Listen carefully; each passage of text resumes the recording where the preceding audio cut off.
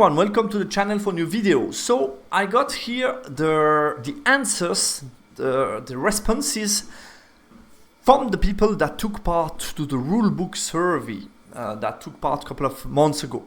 And basically we got overall 358 answers, and my idea will be to go through these answers to show you what the community thought, what the community did give as an answer, and to just give you some comments on that. I will not obviously comment on all the individual weapons, because you will see in some field you have graph like that where it's very easy for me to comment and say if I'm surprised or not, the direction that we see and so on.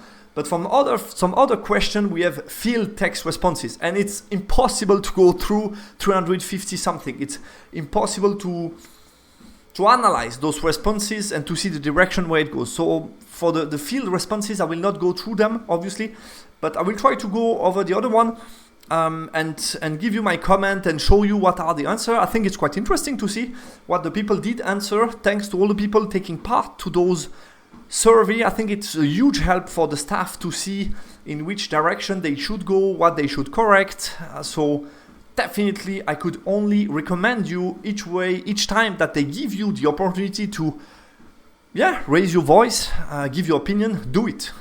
Don't just complain in your hope or in your small room and not give anything public, any public constructive feedback. That would be too sad. So take this opportunity.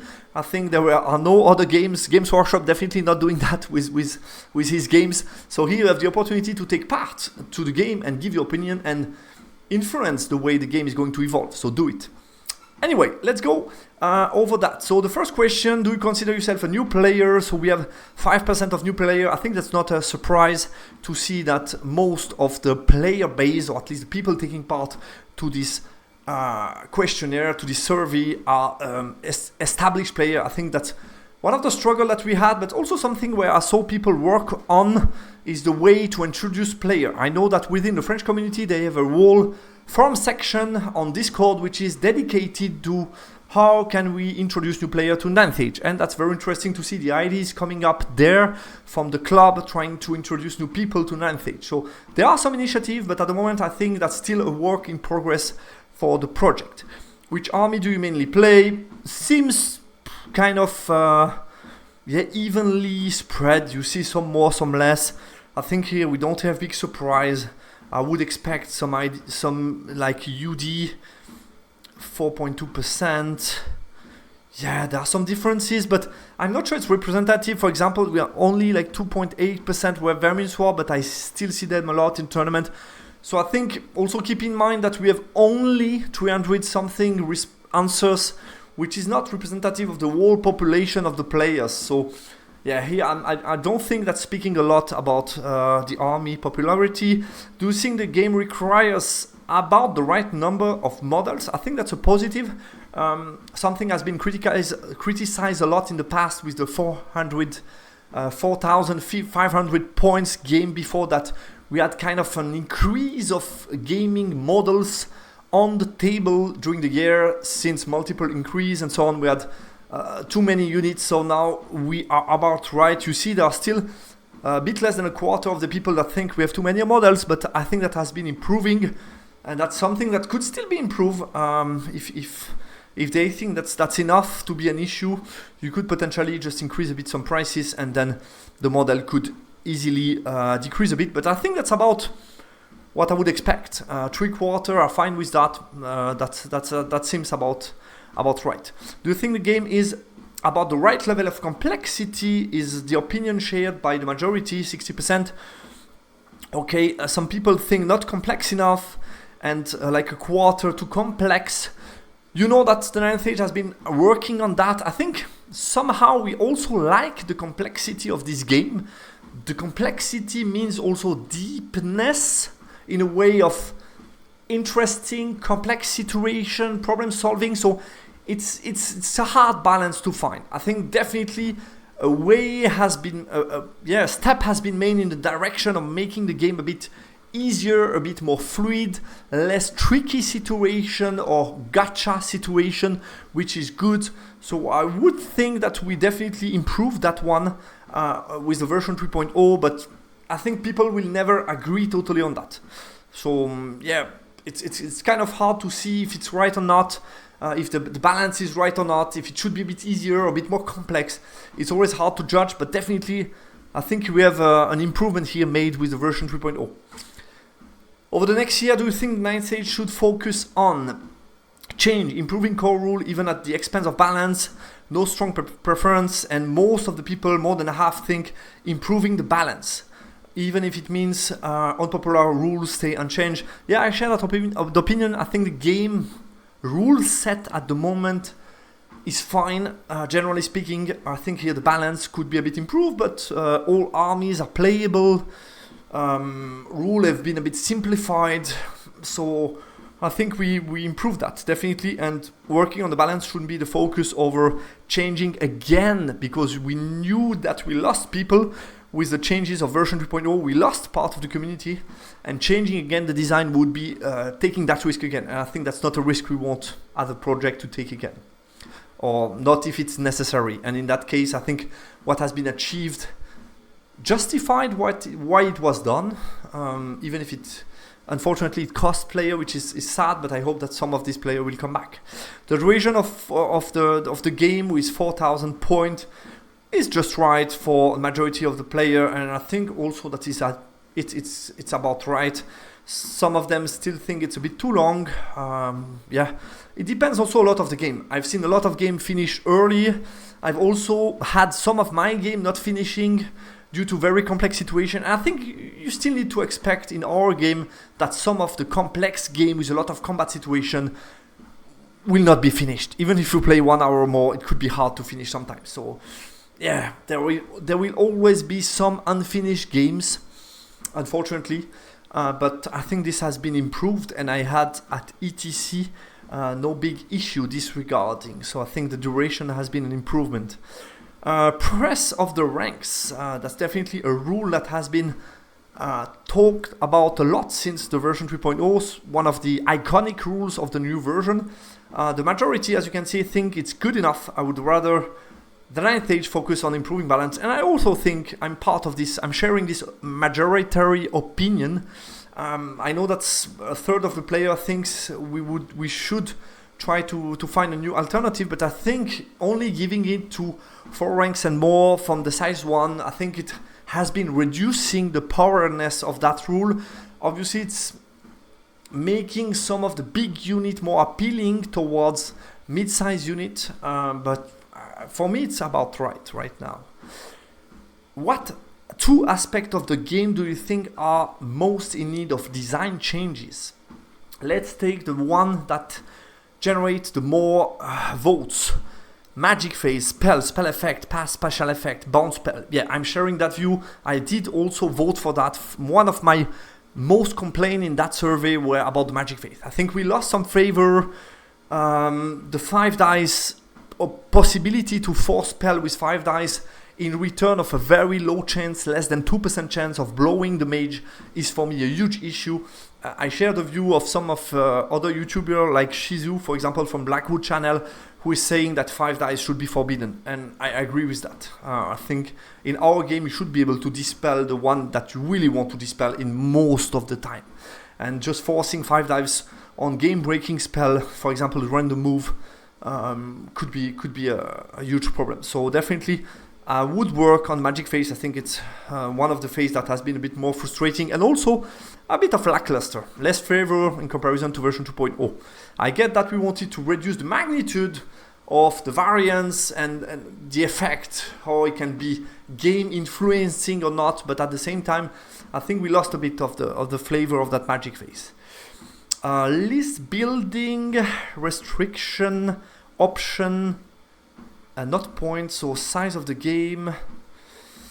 So I need to read also the other category because to exclude what has been thought by that. But list building is like, I think for example, the occurrence of some units. So what I would understand by that is, for example, the number of time that you can pick, for example, special unit. I've been mentioning immortals, for me should be max 2.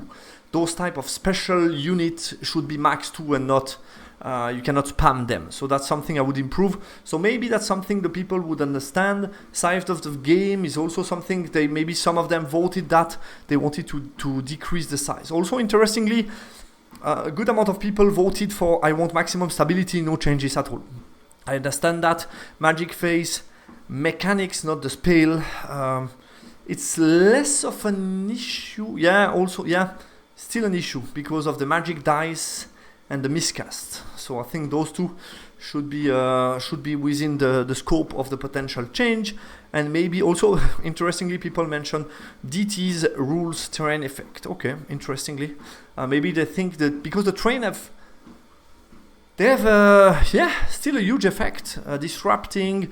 You see the Stalker standard is mandatory, is probably the most popular banner item, which says a lot about the impact of dangerous terrain. So I think we could potentially change that, improve that, to make the Stalker and Strider, generally speaking, less good in comparison to not have them. And also you need to mention that in most of the case, the disrupting effect works as more impact on unit in comparison to single model. So if the idea of this version 3.0 was to rebalance and give advantage to units, that's also something to keep in mind. At a high level, I won't go through that because you have a lot of answers. Like I said, I will really just comment the charts and give some comments on that. Army books core rule, number of options in each army book, about right. People seem happy with that. Variation between army books. Also, I think ETC stat says a lot about that. We have seen the top 3 armies were not expected. We have seen like Team Poland winning ETC with the bottom 3 or 4 armies in the average ranking from ETC. So that says a lot about army book balance. I think that's a really good achievement from the 9th age, is external balance. List building, price limit on unit. People seem to heavily dislike this idea of putting a price limit on unit. So the idea of that was to stop Death Star, but at the same time, since you can put multiple strong character inside a unit of 600 points, you can still form some Death Star, not all of them, but some of them.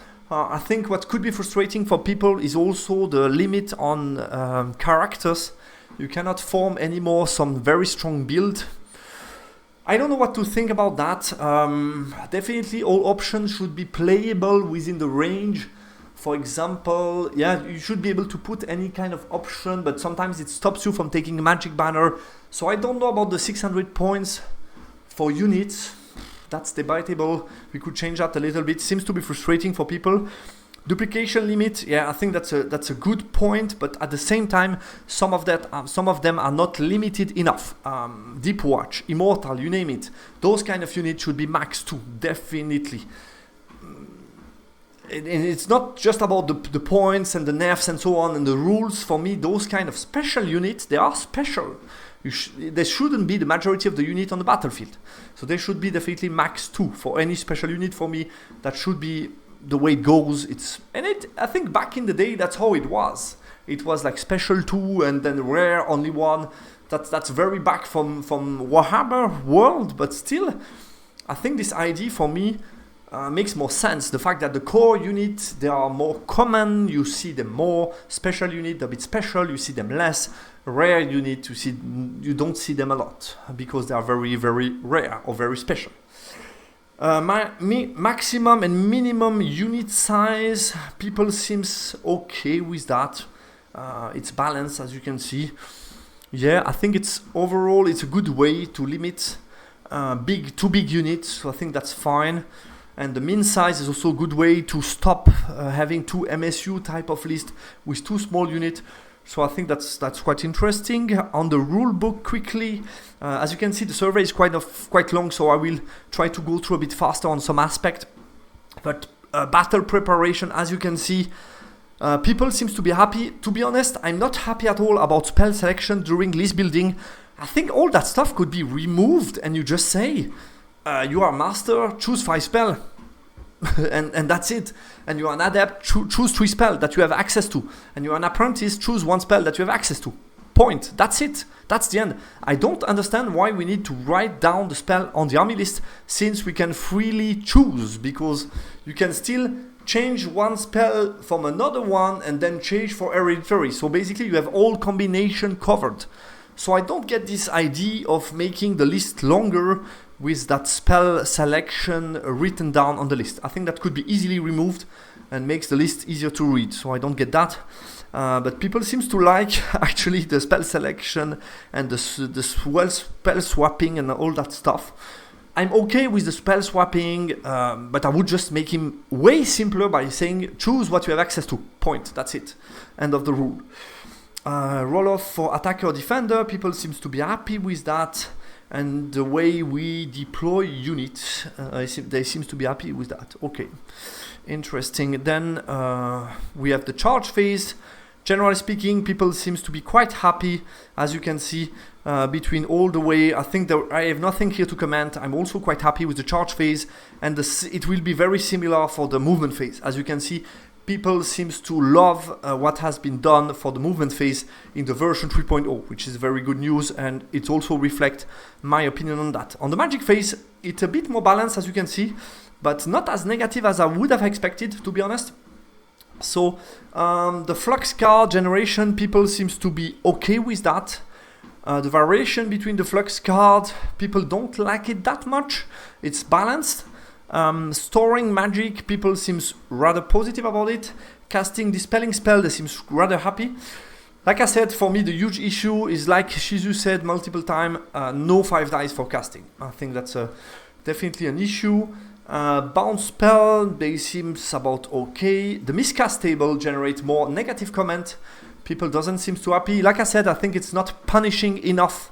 The miscast are not punishing enough. So that could be also a way to keep the 5 dice, make it way more dangerous for caster that 5 dice to lose their caster. Variation between spell and effect, people are not too happy about that. So people think, and that's also my opinion, Magic phase is a bit lackluster. We don't have much variation between the spell effect, and we don't have much variation between the casting value. Something has been really streamlined a lot, and I think we lost favor on the way. And I'm I totally have the same opinion. Shooting phase, people are rather happy with it. Nothing to say about it. Rally phase, people are rather okay also with it. No big comment here, no surprise. Melee phase, Frozen Boundary is strongly liked by the people, and I also love it. It makes it way simpler to solve the combat. Break it, restricted attack, everybody seems rather happy. As you can see, we have a low rate of negative response. So the melee phase seems about fine. It's interesting to compare the chart between shooting, movement, charge, and magic, and as you can see, the more balance or the more slightly negative might be the magic. Even I would have expected to be a bit more negative, but still you see some differences. After the game, people seem happy about the battle point. I think that's a key signature, and I also love it. It makes the game more dynamic, and you play for something until the end is the addition of secondary objective, not only primary. So we have this three aspect: victory point, primary, secondary. I love it personally. Scoring the victory point and the victory point table, people like it, all fine. Terminology, dice, unit spacing, yeah, nothing here to mention. People are okay with what has been done.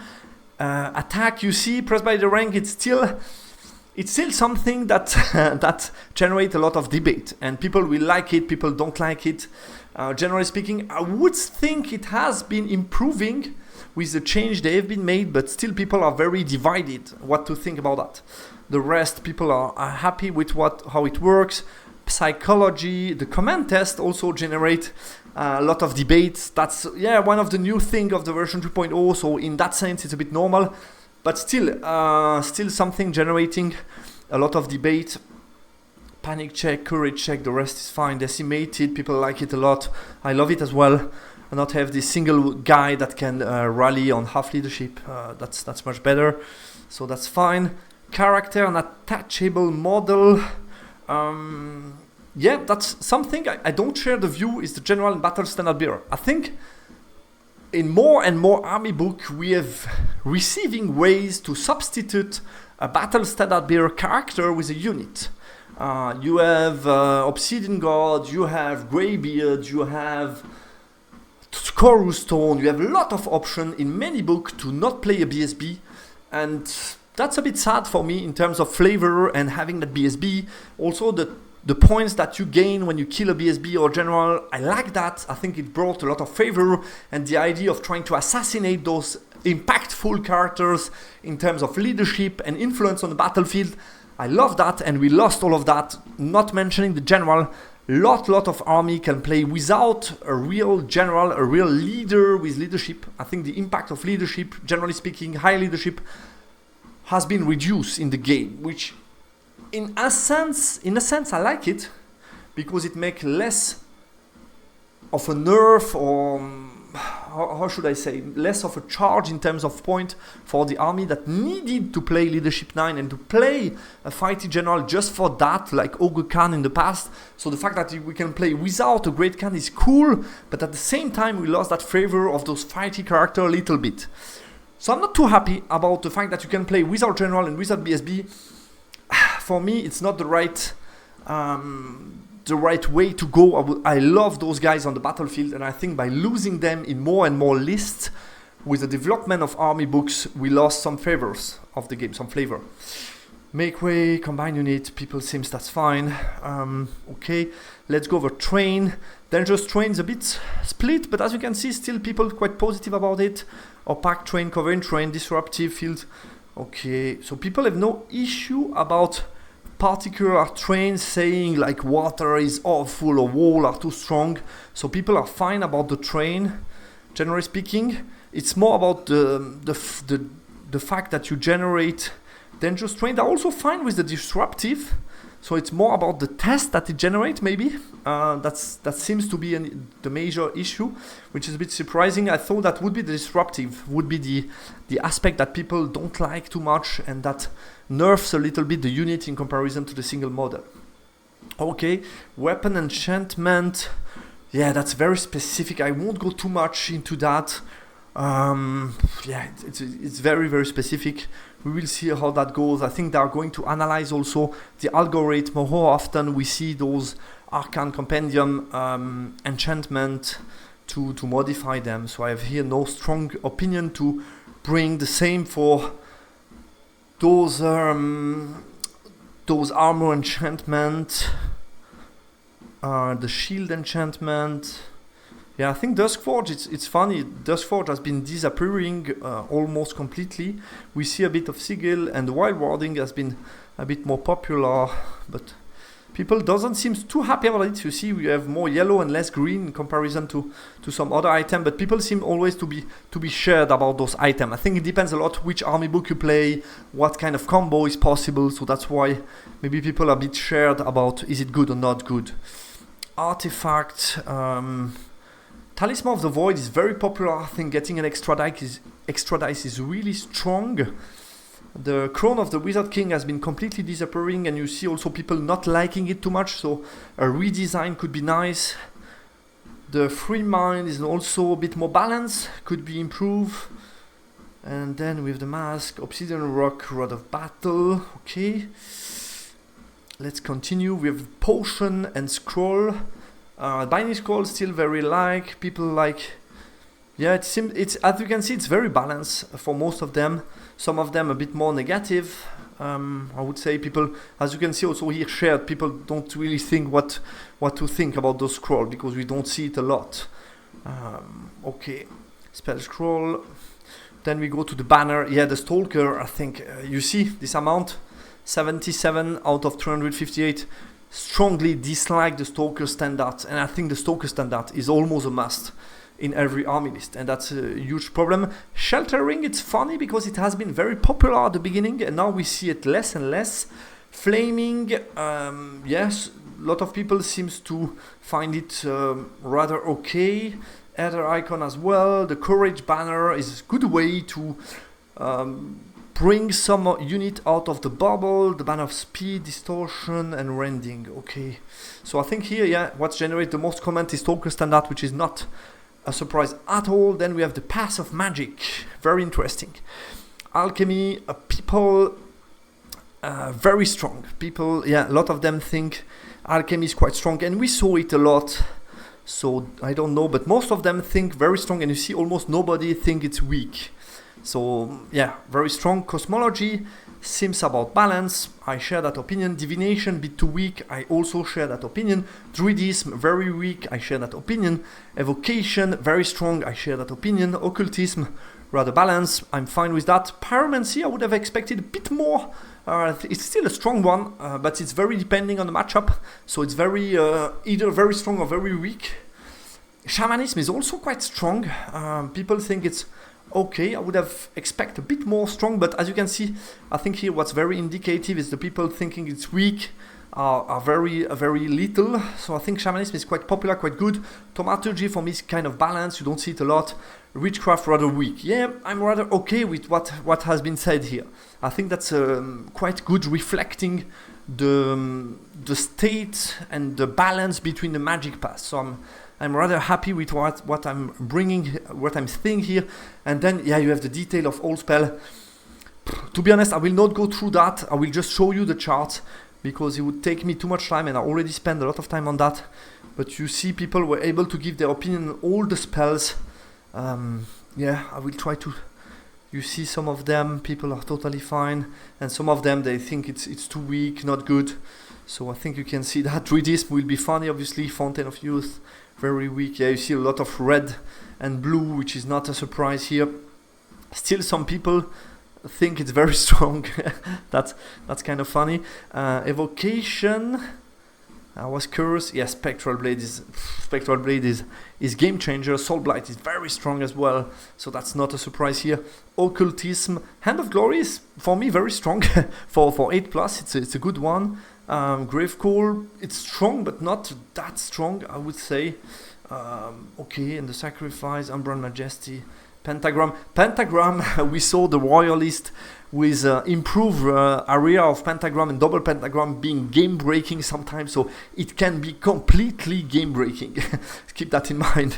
And then we have Pyromancy. People think it's about fine. Pyroflow is quite good, I would say. The Cage, the strongest, yeah, makes sense, I think. Then we have the Shamanism. Predator is quite good. I would have expected a bit more green here. Awakened Beast, Swarm of Insect. People think it's all fine. Can I switch that towards the right? Yeah. Totemic, Totemic is very strong, and Wild Spike as well. So that's expected. Like I said, I expected Shamanism to be a bit more rated higher and up the table. I think it's one of the best lore that we have. Thaumaturgy.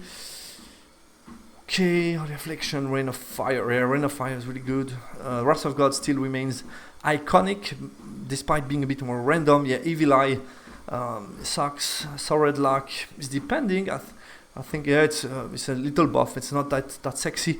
Yeah, the random move is very, very strong.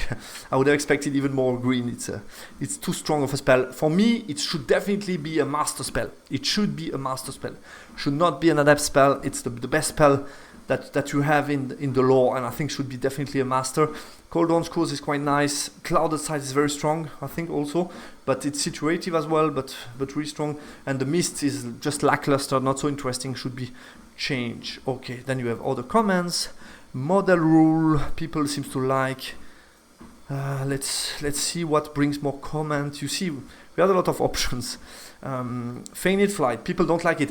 Yeah, I think Feigned Flight, the main issue for me are sometimes the type of unit can use it. Let me explain.